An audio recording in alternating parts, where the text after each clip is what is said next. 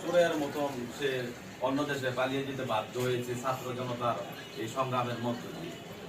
আর মূলত আমরা একটা সবসময় স্লোগান দিয়ে আসতাম যে তারেক রহমান বীরের বেশে আসবে বীরে বাংলাদেশে।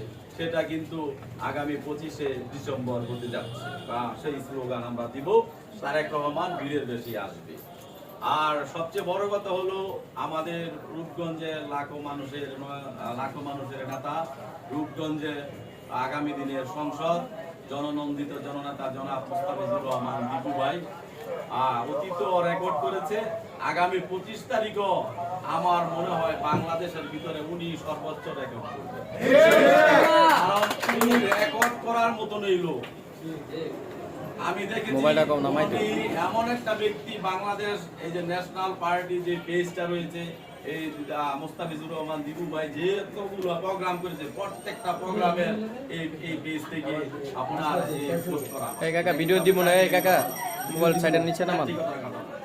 আমি মনে করি দীপু ভাই যেহেতু আমাদের এই রূপগঞ্জের নেতা, দীপু ভাই আমাদের অভিভাবক, আমরা দীপু ভাইয়ের সম্মান কিভাবে রাখতে হয় সেটা আমরা ভালো করে জানি। আমরা যারা এখানে 8 নং ওয়ার্ডের যারা নেতৃবৃন্দ রয়েছেন, তারা যদি মনে করেন যে না আমরা 200 থেকে 250 লোক আমরা এই ওয়ার্ড থেকে বের করবো, তাহলে আমরা গোলাকান্দা ইউনিয়নের মধ্যে 9টা ওয়ার্ড রয়েছে, 200 করে হয়তো 1800 হয়ে যায়, 2000-এর কাছাকাছি, ঠিক না? তো 200 লোক যদি একটা ওয়ার্ড থেকে বের করার কোনো ব্যাপার। আর যেহেতু তারেক রহমান সাহেব আসবে, ওনার জন্য এমনিতেই লোক যাবে।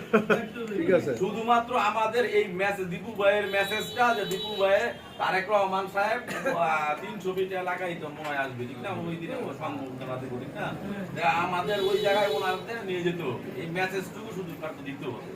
আর দেখা গেছে এমনও ব্যক্তি, সাধারণ মানুষ রয়েছে, আলামিন বলেন, নাইম, জাকির, যারাই আছে, আমাদের মুখের কথা বলি নাই, সেই কারণে উনি আসে নাই, আমাদের অপেক্ষা। আপনি বইলা দেখেন, আপনি আগামী 25শে ডিসেম্বর আপনার প্রতিটা ওয়ার্ড থেকে স্বেচ্ছাসেবক দল আপনার 200 থেকে 300 লোক একেবারে নিমে অনায়াসে যাবে, আপনার 2000-এর উপর লোক হয়ে যাবে ইনশাআল্লাহ। আর আমাদের গোলাকান্দা ইউনিয়ন স্বেচ্ছাসেবক দল যে ঐক্যবদ্ধ আছি, আমাদের মধ্যে কোনো গ্রুপিং নাই, কোনো ভেদাভেদ নাই, সেটা ওই দিন আমরা প্রমাণ করে দিই। কারণ গ্রুপিং এর দিন শেষ। আমরা যদি গ্রুপিং করি তাহলে ফেসিবাদী এই স্বৈরাচারী যে দোসররা এলাকায় এলাকায় রয়েছে, তারা কিন্তু সুযোগ দিচ্ছে, এমনিতেই সুযোগ নিচ্ছে এই নির্বাচনকে বানচাল করার জন্য। নির্বাচনকে যেন বানচাল করতে না পারে, যারা নাকি এই এলাকার ভিতরে আওয়ামী লীগের দোসররা রয়েছে, প্রত্যেকটাকে কড়া জবাব দিতে হবে, ছাড় দেওয়া হবে না। কারণ অতীতে তারা আমাদের কোনো ছাড় দেয়নি, আমরা কেন তাদের ছাড় দেব? কোনো অকারেন্স, কোনো নৈরাজ্য করতে আসবে, পা ভেঙে তারপরে গাছের মধ্যে ঝুলে রাখবেন। যাই হোক, প্রিয় নেতৃবৃন্দ, আমি আসলে আমরা 25শে ডিসেম্বর যাব, কিন্তু আমাদের মধ্যে কোনো ভেদাভেদ নাই। আমরা নারায়ণগঞ্জ জেলা স্বেচ্ছাসেবক দলের যে আমার রাজনীতি শিক্ষক জনাব মাহবুব রহমান মাহবুব ভাই এবং রফিকুল ইসলাম রফিক ভাই, যেহেতু নারায়ণগঞ্জের এই দুইজনের অভিভাবক, তাদের দুইজনের নেতৃত্বে আমরা যাব।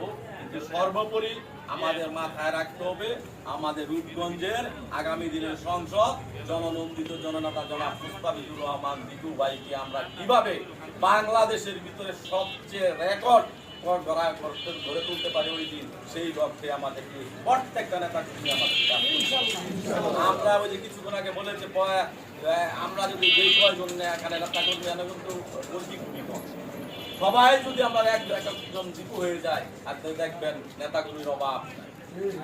দীপু ভাই নিজের তৈরি করার জন্য, নিজের নির্বাচনে পাশ করার জন্য, বা দীপু ভাইয়ের মিছিল যাতে বড় হয়, তাহলে কিন্তু দীপু ভাই জীবনটা